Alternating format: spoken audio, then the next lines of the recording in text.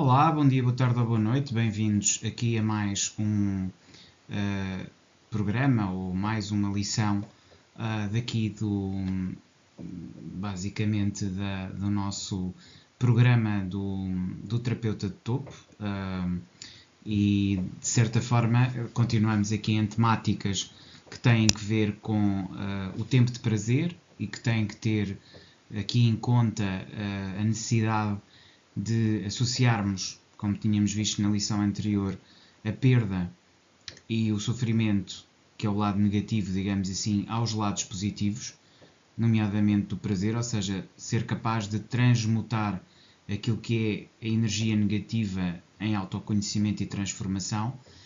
E esta capacidade que aqui desenvolvemos, não é? Que vem na sequência da primeira lição que tivemos aqui precisamente na oficina do terapeuta e da terapia, é muito importante refletir, no fundo, sobre as perdas e usar isto como autoconhecimento, aumento da nossa capacidade de usar, digamos assim, os nossos momentos menos bons e associar a eles os momentos que foram bons. E, de alguma forma, esta conexão entre a dor e o prazer é algo que é muito importante. Portanto, aqui a ruína, o sofrimento, que são essenciais para a transformação, deverão ser pedra base para depois podermos perceber através daquilo que é menos bom, aquilo que devemos fazer ou aquilo que no fundo esse momento nos permite de ultrapassar as nossas próprias dificuldades e focalizar no positivo.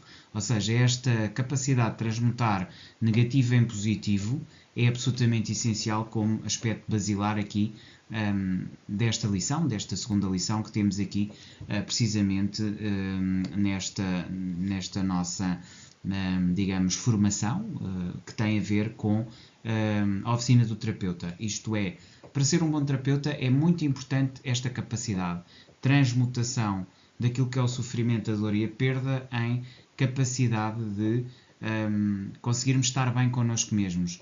E aqui esta ideia de contentamento, de prazer, de estabilidade é muito importante. E as duas coisas estão associadas. Isto vale também, obviamente, para o prazer físico, o prazer sexual e a parte, digamos assim, da nossa própria satisfação, digamos, daquilo que são os nossos desejos, as nossas necessidades básicas. Então, a perda como início de tudo, ou seja, é a partir da perda e da assimilação que nós temos a base de transformação. Isto implica estar despido de ilusões e isto permite-nos preparar e aceitar a transformação, ou seja, o momento que vem a seguir. Portanto, a capacidade de incorporar perdas, dores, é aquilo que nos permite não ver o fim de algo como, digamos, a nossa anulação, o nosso desaparecimento, mas sim como uma base de transformação, como uma base para algo que vai começar. Então tem que ser, ao mesmo tempo, o fim de um ciclo e o princípio de outro, ou seja, a base de uma esperança, não é? Isto implica estar despido das ilusões. E estar despido das ilusões é perceber o mecanismo do desejo e transmutá-lo. Portanto, é necessário aceitar a destruição como parte essencial da evolução pessoal e relacional. Ou seja, decolar do nosso ego para algo maior. Ou seja, perceber que a nossa essência apenas se revela a partir do momento em que aceitamos a perda e isto nos permite a transformação, a transmutação e chegar a um patamar diferente, um patamar superior. Então, a perspectiva psicoanalítica ou psicanalítica que temos aqui, de Freud, não é? Que aponta que a dor da perda destrói o ego, não é? Levando ao autoconhecimento, precisamente aquilo que eu estava aqui a dizer, tentar explicar. E então a pergunta é como é que a dor de uma perda contribui para o nosso crescimento pessoal.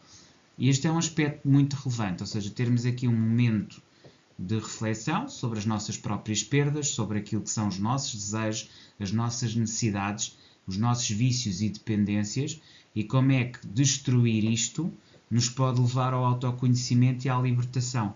E a dor como o início do verdadeiro prazer, que é estar connosco mesmos.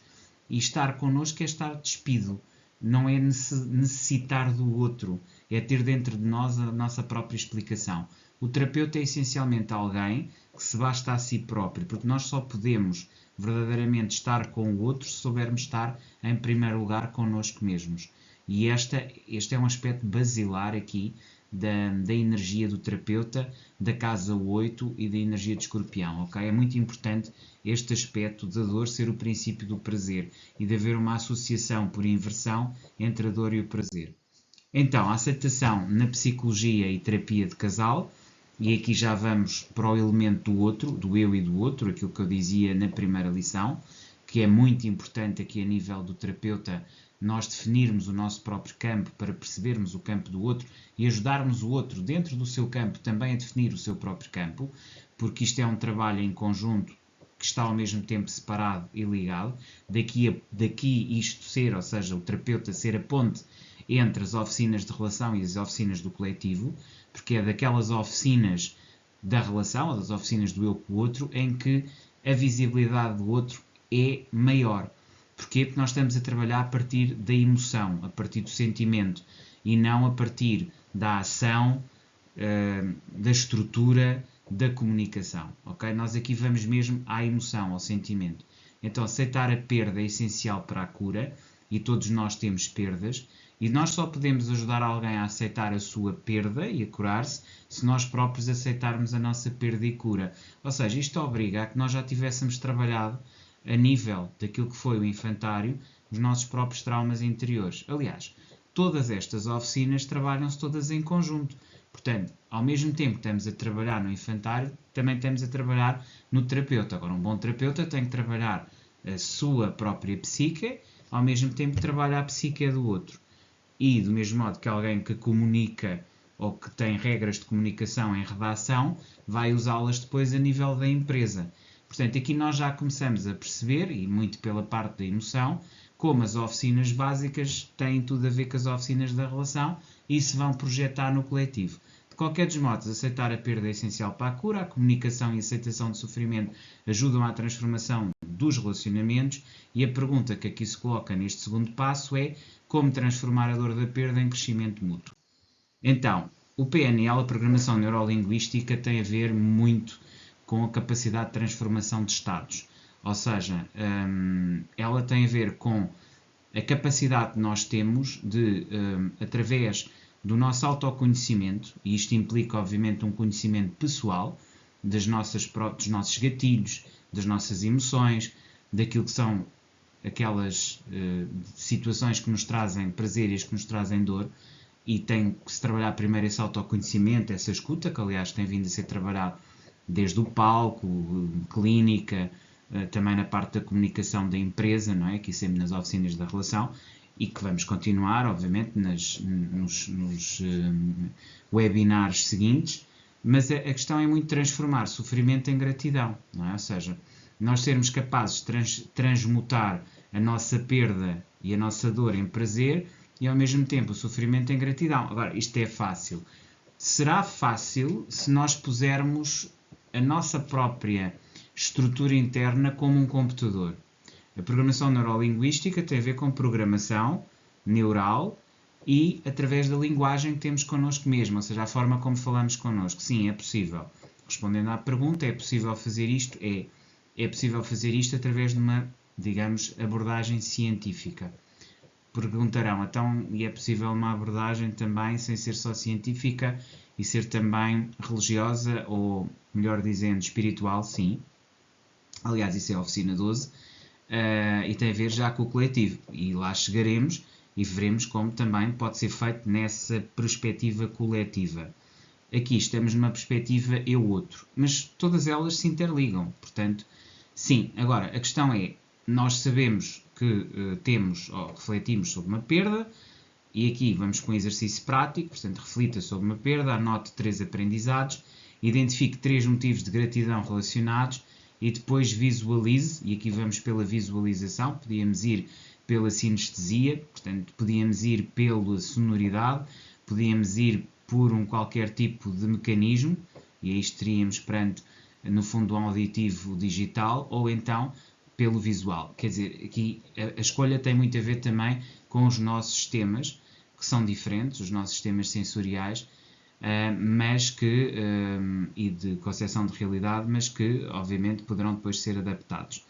Portanto, aqui esta escolha foi mais com o visual, podia ser, e que tem a ver mais com a parte comunicacional, mas podíamos ter ido por outras vias.